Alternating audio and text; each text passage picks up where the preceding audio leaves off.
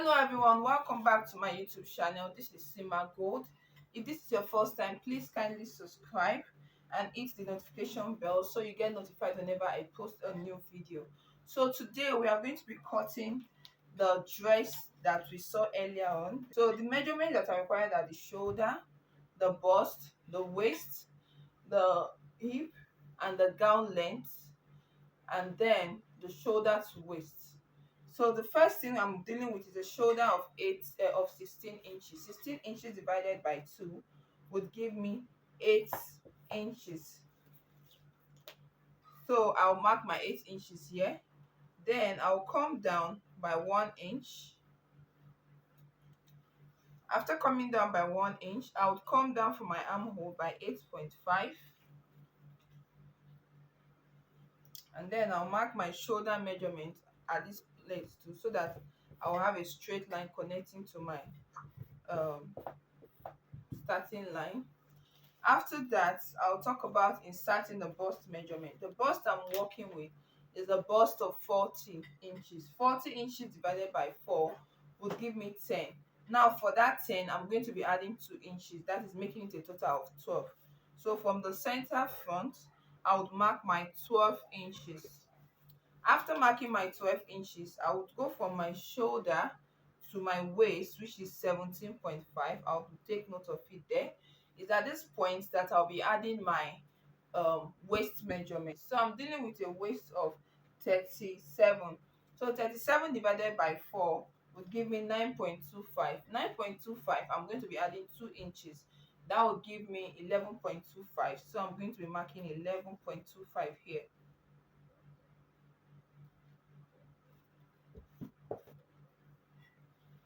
Then from the waist, I will come down by 8 or 9 inches, all depending on you, depending on how tall the person is and all of that.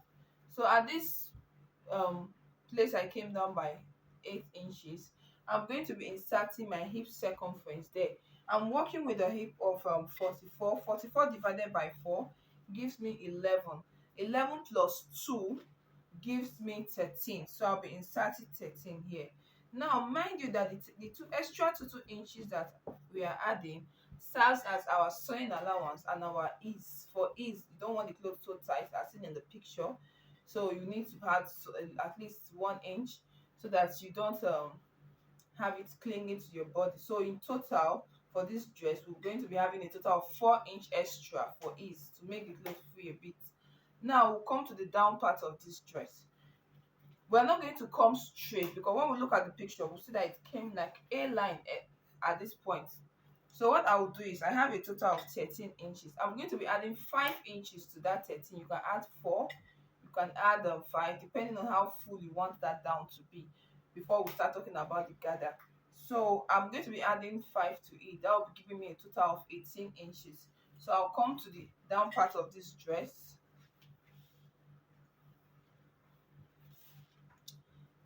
and I'll mark my 18 inches. So exactly the end of this fabric is my 18 inches. So the next thing I'll do is to connect it.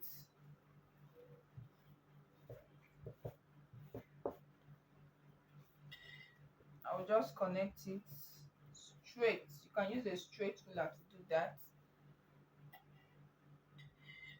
So after doing that, the next thing will come to the shoulder part. This is a turtle gown. So I will just be inserting a basic neck measurement. For the front, I'll be doing 3 inches by 3.5.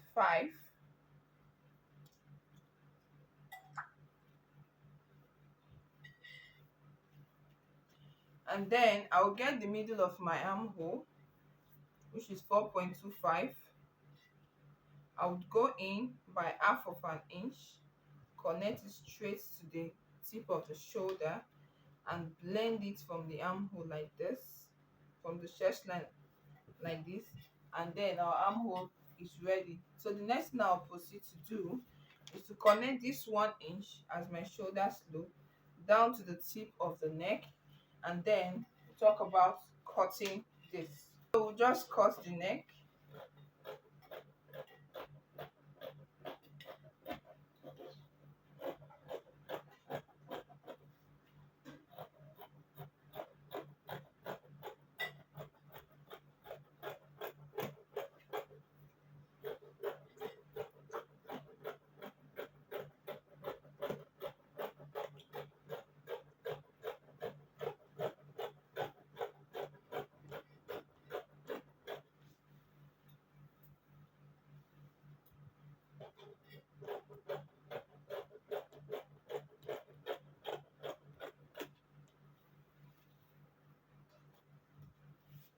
after doing this is what we have.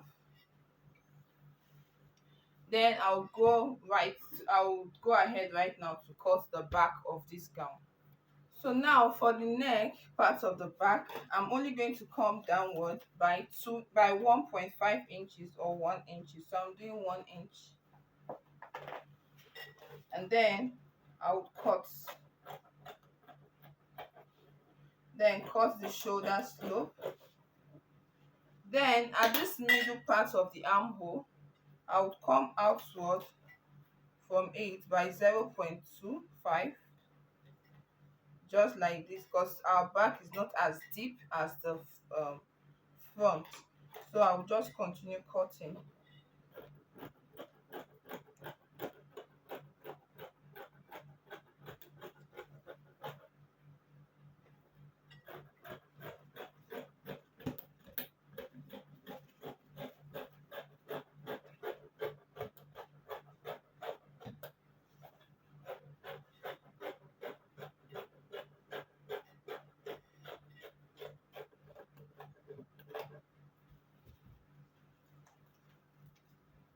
Then after this, I will just open up about 5 inches.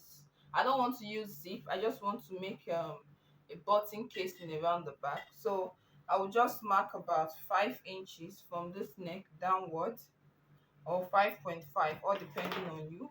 And then I will cut a slit from the neck part down to this point. So this is the first phase of this dress. So the first thing I will be doing right now is to go to my sewing machine. I would turn this place with my bias. I'll join the shoulders and fit the sides by 1 inch. So after doing that, I would now come to the table and show us the next step to take. Okay, so I've fitted the dress, then I've turned the back with bias. So now we're going to talk about how to make the collar for the neck of the dress. So I'll first of all, you measure the round neck. I put it on fold, and in total I have about 9 inches. So what I'll do, I have my pattern, my paper here already. I'll mark 9 inches. I'll be using the eating collar method. So this is 9 inches.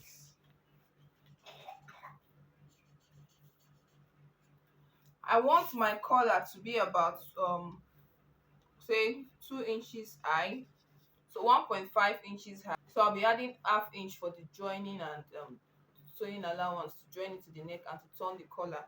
So in total I have about 2 inches. So I'll mark my 2 inches straight up to where the 9 inches stop. Then I'll cut out.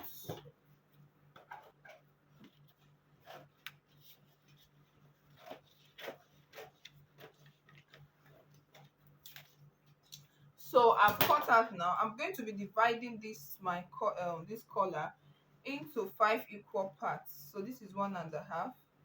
1, this is 1.5. 2, this is 1.5. 3, this is 1.5. 4, this is 1.5. 5. Then I will label it 1, 2, 3, 4, 5, and 6. Then I'll take note of the upper part of it. Now, after taking note of the upper part, because I don't want to mistake it at all, I will now cut it out. I've already labeled them, so this way I'm not worried about misplacing anyone.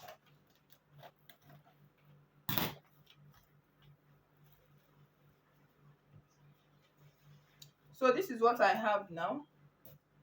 All I need to do now is to mark about half of an inch at the upper part, at the upper part I would mark half of an inch from this point to this point. When I mark that half of an inch, I will take my number 2, I will overlap it at this upper part, and then I will not only at the upper part. That's how I'm going to do it. So I just overlap just the up and make sure that the two tip of this down are meeting each other. Then I'll use my masking tape and mask. I'll come to the upper part too of the number 2. I'll mark 0.5 inches. I would overlap it only at the upper part, just making sure that these 2 points meet on both mouths at the lower part. And then I would mark it. As you can see, we can see that our collar is taking its shape. I would come to this number 3. I would repeat the same thing, overlap it by half inches at the upper part, and then mask. So what we are trying to achieve is that we want here to be almost the neck shape, and here to still be able to fit to the neck of this dress. Then we'll come to the number 5. Repeat the same thing. Now this half inches we are using, it varies. You could use 0.25 depending on how tight or how loose you want this upper part to be. Then I would overlap it at this upper part, then I would mask. I'll come to this part too. I will repeat the same thing. So at this point we are done fixing up everything. So this is how our neck is going to be. This is the shape it's going to have. So I already have my fabric. I ironed my stay on it. Depending on how firm or how stiff you want the neck to be, that will determine the kind of interfacing you want it to have. So all I will do is to take note of the folded parts, and then this is my center front, and I will place it. Then I will come to this side. I would add about half of an inch for turning the back part of this collar. Then the next thing I will do is to cut.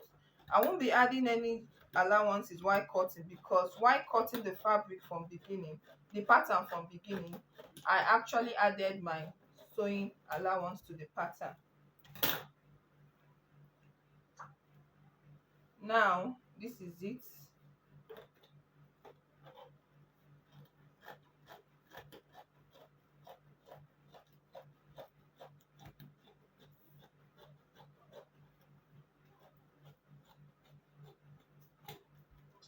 So when we look at it now, you see the shape our neck, our collar has. It's not straight just like other mandarin collars.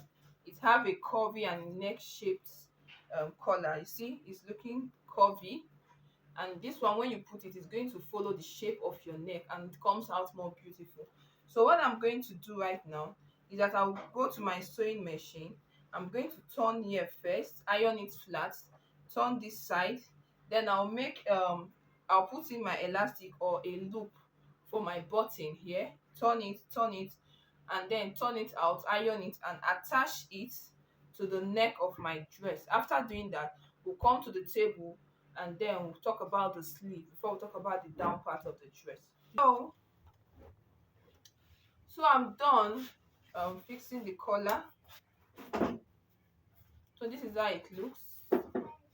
So the next thing I'll be doing, I want to use this to cover this collar all round. So all I need to do is to measure around this collar and then sew this round it. So I'll do that and then show us the outcome. So I've added the design to the neck.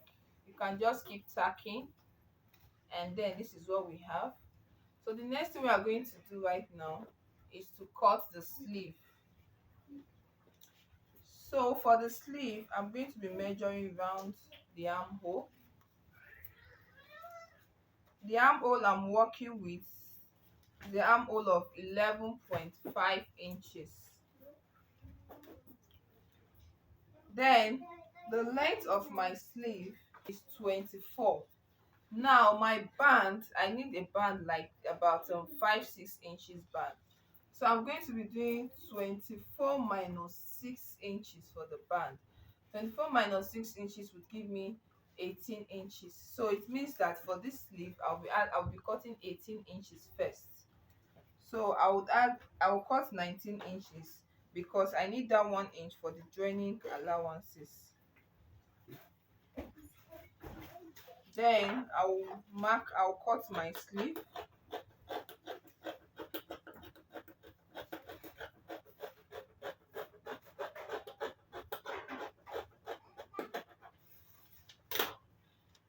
Now the round armhole is 11.5 plus 1 inch is going to give me 12.5.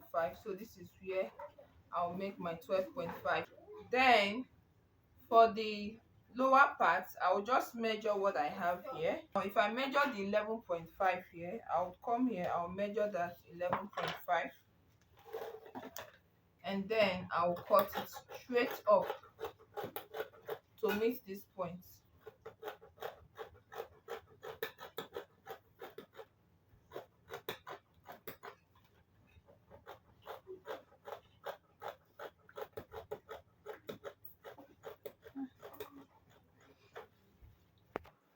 So we are done making the upper part of this. So we'll go right ahead to cut the band for the sleeve. So I have my two fabrics for the left and the right hand. So I'll fold into two,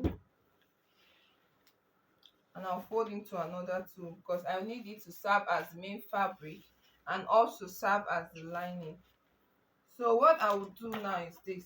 This is about 6 inches. So I'll do 6.5.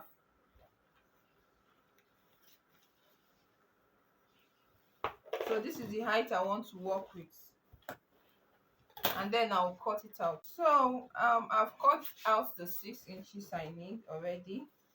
So for the lower part, I have about 7 inches. So 7 inches divided by 2 will give me 3.5 inches.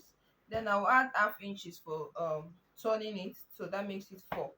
Then for the upper part here, I have about 9 inches. 9 inches divided by 2 gives me 4.5 plus half inch gives me 5. So I have it like this. Then I'm going to connect it. Then I cut.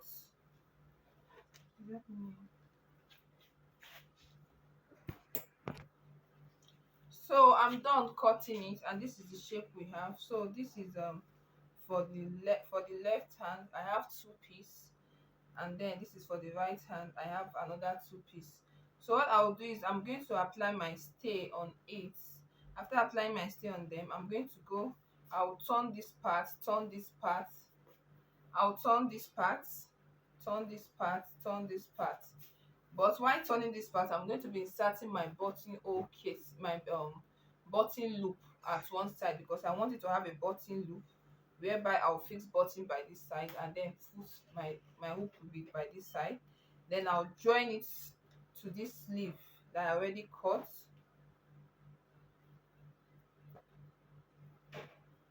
But before I join it, I have to gather this sleeve to this point the way it's supposed to look like, just as in the picture. And then when I finish, I will now join it to the fabric or to the gown. Like I said, this is the lower part, this is the upper part of the sleeve, of the band for the sleeve. As you can see, the lower part is smaller than the upper part. I would turn from here after putting my stay, turn from here to this point, then to this point, then put my hoop, my button hoop here, and fix my button by the side, so that when I finish, when I want to wear it, I'm going to be able to button it here. Then I will take my sleeve, the down part of my sleeve, not the armhole part, I would gather it to the size of this place, and then fix it together. After fixing it together, then I'll put my design. I'll put my design around it. If it's not enough, I will add it up here, put my design around it. After putting it, I'll come and show us the outcome before we talk about fixing the down part, which is the final stage of this gown. So I've fixed the sleeve, and I've added the design. So all I just did was to sew the design on this band. and then I added my elastic. So the reason why I use elastic for the hoop is no matter how you want to adjust it, it's going to adjust. And then this is our neck. I have top stitch around it. So this gown is ready. I weave the hemming part of this part. Then we'll talk about the pleating. For the pleating, I measured round this hemming part of this one, round it complete, and I multiply what I have by 4. So it depends on how full you want the down to be. If you want it fuller, you can multiply 5. If your fabric is not so much, you can multiply by 3. Just depend, but know that the fuller the better and the finer it is. And moderation is also key, so you have to balance it. So after doing that, I have the remaining I have about 15 inches left to complete the actual length of my gown. So I hemmed the down part and I sew this place inward by 1 inch straight down to the end. Now the reason why I took here inward is because our pleating is going to be like this. It's going to be top stitched. It's going to be top stitched like this to the other end, while this is going to be coming out. So we'll go to the sewing machine and we'll do that together, and then that our gown is ready. So this is my fabric, my gown, and this is the extra gathers I'm going to be adding to it. Now this is the part that will touch this width part too, and then I'll take it to my sewing machine. You see the way it's directly on top, then you start gathering it. So if you can't use your eye to target the right pleat to do, you can as well as keep measuring by 1 inch to make it look even. But if you're used to pleating it, I think over time you get used to knowing how to pleat it to be even. So you just keep going like that till you get to the other end, to get to this end. So this is all you just keep doing.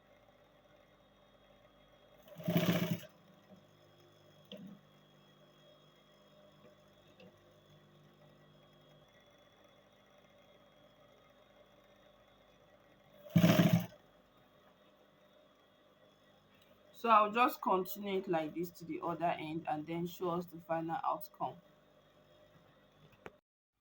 So this is the outcome of the gown. Thank you for watching. I used 4 yards of Dolce crepe. Please kindly subscribe to my channel and like my videos. Comment on the comment section. Bye.